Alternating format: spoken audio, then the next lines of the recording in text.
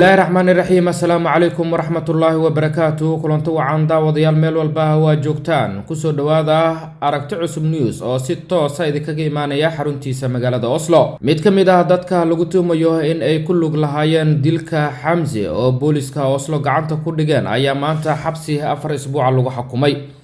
Booliska magaalada Oslo ayaa shaaca ka qaaday in ay gacanta ku dhigeen mid ka mid ah ragga loogu shakisan yahay inay ka dambeeyeen dilka Xamse.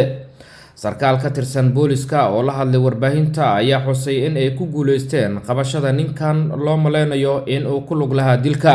maanta ayaa la xaqiijiyay in ninkan 40 jirka ah lagu xukumay 4 isbuuc oo si ku meel gaar ah loogu sii hayn doono xabsiga inta baaritaanka ay ku guda jiraan booliska. balse booliska ayaa tilmaamay in laba ka mid ah dadka sida aadka loogu tuhmayo dilkaasi ay wadanka isaga baxeen, waxaana ay xaqiijiyeen in haatan laga baadigoobayo wadanka dibadiisa si gacanta loogu soo dhigo. Xamse Xaashi 20 jir Soomaali ah ayay kooxo hubeysan ku dileen xaafadda Montenesrud ee magaalada Oslo ee caasimadda wadanka Norway. arrintan ayaa fure u noqon doonta sidii cadaaladda loo horkeeni lahaa dadkii ka dambeeyay dilka Xamse.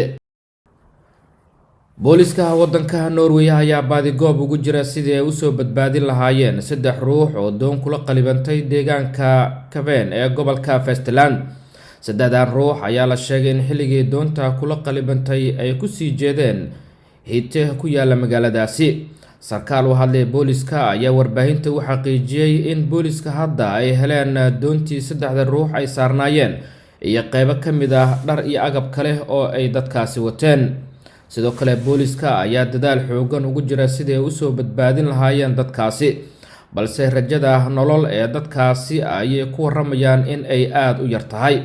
xilliga ay doonta 3 ruux kula qalibantay deegaankaas ayaa la sheegay in roobab xoogan ka da'ayeen deegaanka, taasina ay sababtay in falkaasi shilka uu dhaco. in ka badan 300 oo ruux oo u dhashay wadanka Sweden ayaa lagu soo waramayaa in weli ay la tacaalayaan dhibaato la xiriirta helidda dareenka urka oo ay ka qaadeen xanuunka safmarka ee COVID-19. dadkan ayaa haatan kuwo dadaal xoogan ugu jira sidii dhaqaatiirta ay caawin uga heli lahaayeen. dhaqaatiirta wadankaasi Sweden oo la hadlay warbaahinta ayaa tilmaamay in tirada dadka lumiya urka uu ka badnaan karo tirada ilaa iyo hadda la hayo. waxa ay intaasi ku dareen in ay baaritaan ku hayaan sababaha keenay in urka uu ka lumo muddo dheer dadkaasi.